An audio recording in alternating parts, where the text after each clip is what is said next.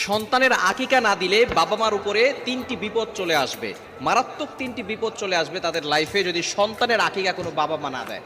এক নাম্বার হচ্ছে, সন্তানের যদি আকিকা না দেওয়া হয় তাহলে যে ক্ষতি হবে সেটা হচ্ছে সন্তান বড় হয়ে বিপদে পড়ে যাবে, বারবার তার উপরে বিপদ আসতে পারে। এখন সন্তানের বিপদ আসা মানে তো বাবা মার উপরে বিপদ চলে আসা। এজন্য সন্তানের আকিকা অবশ্যই দেওয়া দরকার। আকিকা কিভাবে দিবেন? নবীজি সাল্লাল্লাহু আলাইহি সাল্লাম আকিকা দিতেন আনিল গোলামি শাতান, অর্থাৎ ছেলের জন্য 2টা বকরি, এবং ওয়ানিল জারিয়াতি শাতুন, এবং মেয়ের জন্য, কন্যা সন্তানের জন্য 1টা। এখন এখানে ছেলের জন্য 2টা কেন আর মেয়ের জন্য 1টা কেন?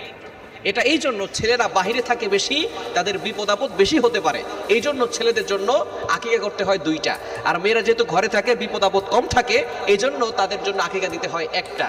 এই জন্য আকিকা যদি কোনো বাবা বা সন্তানের জন্য না দেয়, এই সন্তানদের উপরে মাঝে মধ্যে বিপদ চলে আসে, সন্তান অসুস্থ হয়, বড় হওয়ার পরে রোড ঘাটে চলাফেরা করে, অনেক সময় অ্যাক্সিডেন্টের সমস্যা থাকতে পারে, বিভিন্ন ধরনের বিপদ তাদের ভিতরে চলে আসতে পারে।